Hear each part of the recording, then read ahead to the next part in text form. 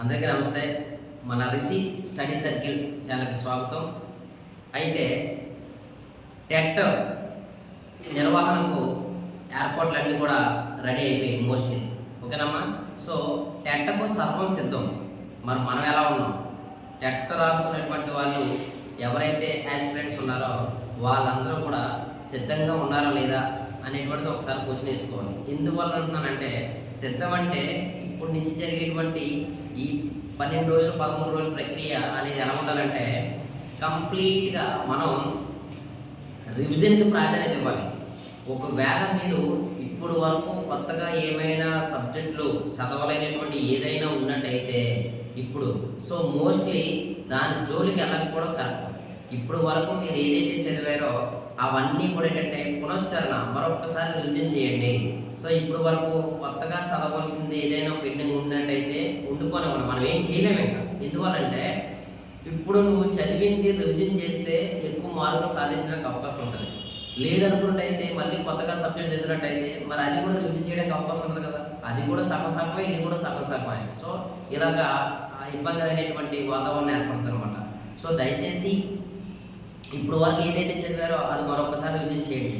ఇప్పుడు మనం అనుకున్నట్టుగానే గతంలో నేను క్లియర్ కట్గా చెప్పాను, టెట్ ఎట్టి పరిస్థితుల్లోని వాయిదా పడదు అని నేను క్లియర్ కట్గా చెప్పాను. ఈరోజు ఏం జరిగింది? అదే జరిగింది. ఎందువల్లంటే అదే నేనేదో ఇన్ఫర్మేషన్ అంటే నా సోర్స్తో నేను చెప్పించుకుంటాను. ఇక రెండోది ఏమవుతుందంటే, టెట్ వాయిదా పడాలంటే ఎలాగంటే పడుతుంది, లేదా మనం చేసేదానికి యూస్ లేదా సబ్స్క్రైబర్స్ పెరుగుతారు. దానివల్ల ఎవరికి యూజు? నాకు అవసరం లేదు. నేను రెవెన్యూ కోసం నేను వీడియోలు చేయట్లేదు. నేను మీకు అర్థం చేసుకోండి. ఎందుకంటే ఏదైనా జెన్యూన్ ఇన్ఫర్మేషన్ ఉందంటే మీకు దాన్ని మిమ్మల్ని ఎడ్యుకేట్ చేయడమే నా ఉద్దేశం అంతే. ఆల్రెడీ మన ఛానల్ మానిటైజేషన్ కూడా అయ్యింది. సో దాన్ని కూడా మన అకౌంట్ కూడా మనం సబ్మిట్ చేయలేదు. నేను గత నుంచి కూడా చెప్పుకొస్తున్నాను. సో కాబట్టి దయచేసి నేను ఇప్పుడు కూడా ఏం చెప్తున్నానంటే, అపోహాల్లో మీరు ఉన్నట్టయితే కొంతమంది లాస్ అయి ఉంటారు.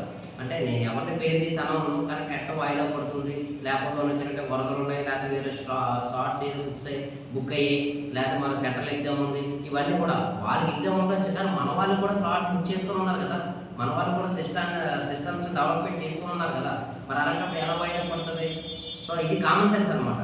ఇక సరే, ఎనీవే ఇప్పుడు మీరు చేయవలసినటువంటిది ఏంటంటే, మరొక్కసారి ఎస్ఏ చాలా మంది కామెంట్స్ ఏంటంటే, స్కూల్ అసిస్టెంట్కి ఏంటి సార్ మా పరిస్థితి అంటారు. మరొకసారి ఒకటి చెప్పినాను, మీ కంటెంట్ ఆల్రెడీ మీరు చదివే ఉంటారు.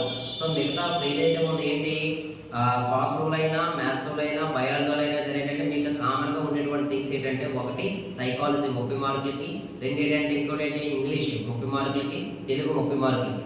సో ఇవి మనకు చాలా ఇంపార్టెంట్. ఎందువల్లంటే మీ కంటెంట్ అనేది 60 మార్కులకు ఉంటుంది. 60 మార్కులు మీరు బాగానే న్యాయం చేయగలరు. సో ఈ రిమైనింగ్ ఏదైతే ఉందో ఈ 3 సబ్జెక్టుల మీద మీరు దృష్టి పెట్టండి మరొకసారి. అంటే దేని మీద? సైకాలజీ అధిక మార్కులు సాధించడానికి అవకాశం ఉంటుంది, తెలుగు కూడా అధిక మార్కులు సాధించడానికి ఉంటుంది, అలాగే ఇంగ్లీషు. వీటిలో మరొకసారి రివిజన్ చేయడానికి మీరు ప్రయత్నం చేయండి.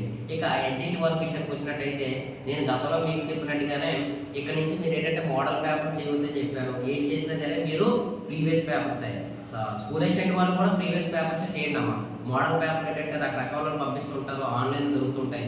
నా బెస్ట్ సజెషన్ ఏంటంటే, నేను మిగతా ఫ్యాకల్టీతో కూడా సలహాలు తీసుకొని నేను మీకు ఏ మాట అయినా మీకు నేను చెప్తాను.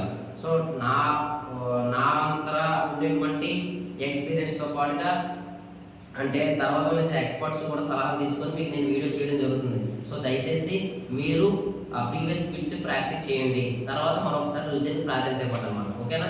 అదేవిధంగా రేపు 19వ తారీఖు నుంచి ఏంటంటే మాక్ టెస్ట్లో కూడా ఏంటంటే ఆన్లైన్లో ప్రభుత్వం నిర్వహించడం జరుగుతుంది.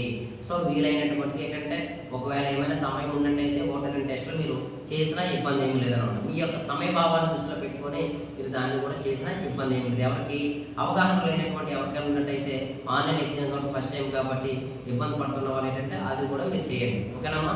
సో ఇక్కడి నుంచి అనేది ఏంటంటే మీరు మళ్ళీ చెప్తున్నాను, ఆహార నియమాలు మీరు పాటిస్తూ, ఓకేనా, సమయానికి ఏంటంటే మీ ఆరోగ్యం చాలా ఇంపార్టెంట్ అన్నమాట. మీరు ఎంత చదివినా ఎంత ఎఫర్ట్ పెట్టినా సరే ఆరోగ్యం సహకరించకపోతే మీరేం చేస్తారు? సో కాబట్టి ఆరోగ్యం సహకరించేటువంటి చేసుకోవాల్సిన బాధ్యత మీ చేతిలో ఉంటుంది అనమాట. సాత్విక ఆహారం తీసుకోండి, సమయానికి పడుకోండి. అంటే నిద్ర ఏంటంటే మినిమం ఎలా లేదనేది 6 అవర్స్ ఉండేటంటే మీ యొక్క డైలీ ప్లాన్ మీరు చేసుకోండి.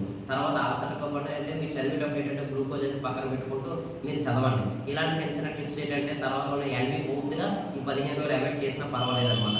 ఏదైతే అజీర్తి చేసేటువంటి ఆహార పద్ధతులు ఉంటాయో దాన్ని పక్కన రిమూవ్ చేసేసి మ్యాక్సిమం సాత్విక ఆహారం తీసుకొని 6 గంటలు నిద్రపోయడానికి అవకాశం ఉండేటట్టు మీరు ప్లాన్ చేసుకోండి. ఇలా చేసుకుంటూ మీరు రివిజన్ చేయండి. రివిజన్ ప్లస్ ఏంటంటే ప్రీవియస్ బిట్స్ ప్రాక్టీస్ చేస్తే సరిపోతుంది అన్నమాట. ధన్యవాదాలు.